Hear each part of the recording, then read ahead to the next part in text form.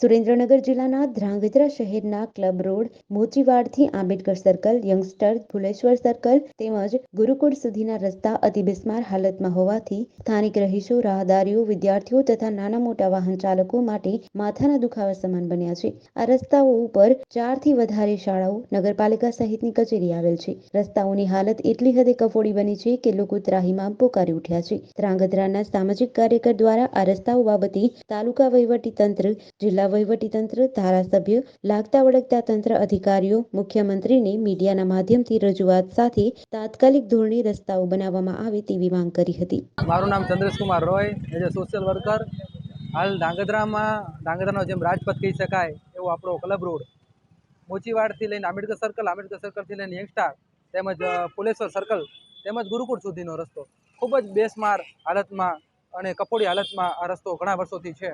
વરસાદ આવે ત્યારે આરએમબી દ્વારા ખાડા ટેકરા બૂરવામાં આવે છે, પછી રોડની હાલત એવી ને એવી જ હોય છે. આ રસ્તો જે છે એ ધ્રાંગધ્રાનો મેન રાજમાર્ગ છે. જે રસ્તા ઉપર બસો, સાધનો, યુવાનો તેની આ રોડ ઉપર જ 4 સ્કૂલો આવેલી છે.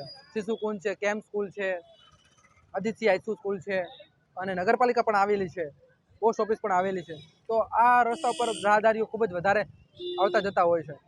જેના કારણે આ રસ્તા ખરાબ હોવાના કારણે અનેકવાર માણસના આકસ્મિક બનાવ બનતા હોય છે, વિદ્યાર્થીઓના બનાવ બનતા હોય છે. પણ આ તંત્ર, તાલુકુ તંત્ર, જિલ્લા તંત્ર હજી સુધી જાગતું નથી. ઘોર નિંદ્રામાં સૂતું એવું તરત લાગી રહ્યું છે. તો આ બાબતે મારો અનુરોધ છે જિલ્લા તંત્રને, તાલુકા તંત્રને કે તત્કાલી આ બાબતે ખાડાઓ બુરાવવામાં આવે, તત્કાલે રોડની મરમ્મત કરવામાં આવે, જેથી આ આકસ્મિક થતા બચે, આકસ્મિક થતા બનાવ બને ઓછા થાય.